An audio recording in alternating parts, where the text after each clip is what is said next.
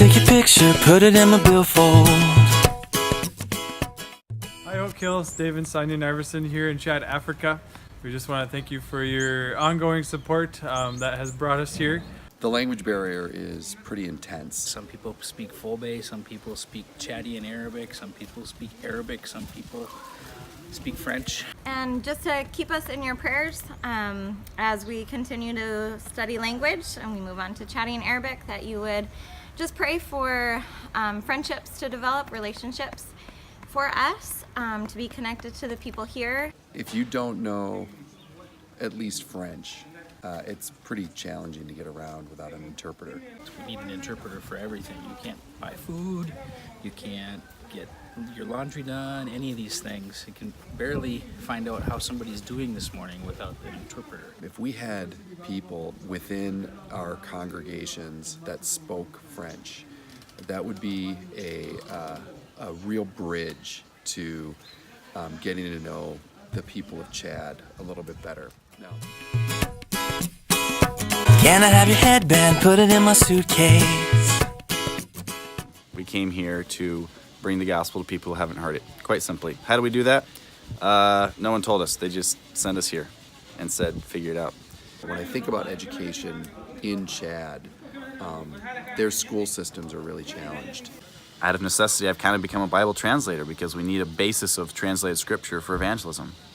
We have a few people that live right next door and settled down because they want to learn how to read. And I was the guy around here who could teach them how to read and study the Bible.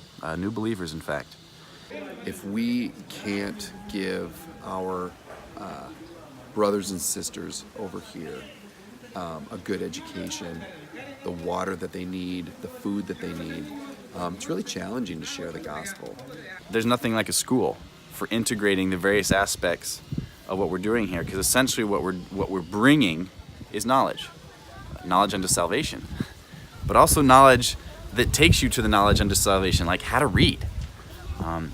It seems the Spirit is prodding us towards maybe starting a school, and that seems a little bit overwhelming. But we'd love for you to pray with us about that. Imagine if you teach even a handful of kids, 20 kids, 50 kids, and you call a parent-teacher conference and share with them what the kids are learning about. Share with them some Bible stories. Let's say we want to run a health clinic for the women in the village and basic care of newborn infants. Well, how easy would that be if you call a meeting at the school for the women in town? Let's say we want to show the Jesus film, and we go to the chief of the village and say, Jesus' film is being projected at the school tomorrow. You have people show up. It would be a nexus for community outreach, all in service of the gospel. I think that there's an opportunity to foster education within the villages that we have around reading and writing. Well, I look back through history, I think of the ancient early church schools of Antioch and Jerusalem and Alexandria, or I think of the monasteries throughout the Middle Ages, or I think of the school in Wittenberg and the Reformation, and how these places are ferments for culture and ferments for development of mentality. And I just see a direct link between that and the gospel.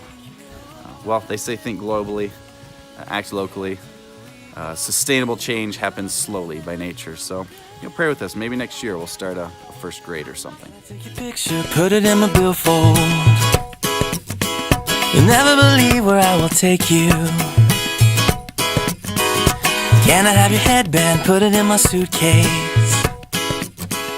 I'm always gone before I think.